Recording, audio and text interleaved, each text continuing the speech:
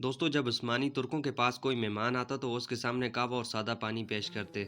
اگر مہمان پانی کی طرف ہاتھ بڑھاتا تو وہ سمجھ جاتے کہ مہمان کو کھانے کی طلب ہے، تو پھر وہ بہترین کھانے کا انتظام کرتے، اور اگر وہ کعبے کی طرف ہاتھ بڑھاتا تو وہ جان لیتے کہ مہمان کو کھانے کی حاجت نہیں ہے۔ اگر کسی گھر کے باہر پیلے رنگ کے پھول رکھے نظر آتے تو اس کا مطلب ہوتا کہ اس گھر میں مریض موجود ہے۔ آپ اس مریض کی وجہ سے گھر کے باہر شور شرابہ نہ کریں اور عیادت کو آ سکتے ہیں۔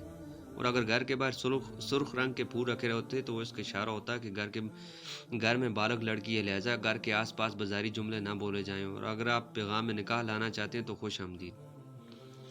گھر کے باہر دو قسم کے ڈور بیل گھنٹی نما ہتھوڑے رکھے ہوتے، ایک بڑا ایک چھوٹا۔ اگر بڑا ہتھوڑا بجایا جاتا تو اشارہ ہوتا کہ گھر کے باہر مرد آیا، لہذا گھر کا مرد باہر جاتا تھا، اور اگر چھوٹا ہتھوڑا بجتا تو معلوم ہوتا کہ باہر خاتون موجود ہے، لہذا اس کے استقبال کے لیے گھر کی خاتون دروازہ کھولتی تھی۔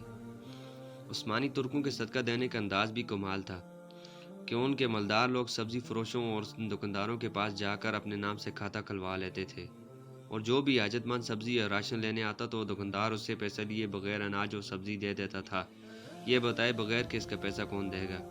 کچھ وقت بعد وہ مالدار پیسہ ادا کر کے کھاتا صاف کروا دیتا تھا۔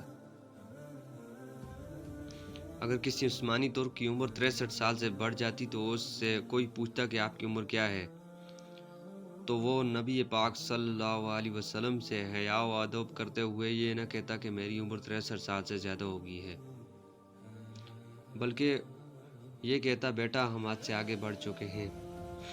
اللہ اللہ، کیسا ادب، کیسا عشق تھا ان لوگوں کا، کیسی بہترین عادات تھی ان لوگوں کی۔ یہی وجہ تھی کہ عالم کفر نے سلطنت عثمانیہ کے غداروں سے مل کر ٹکڑے کر ڈالے۔ دوستو، ہمارے چینل پہ ہیں تو چینل کو سبسکرائب کر دیں تاکہ ایسی اور چھوٹی چھوٹی ویڈیو آپ کو ملتی رہیں۔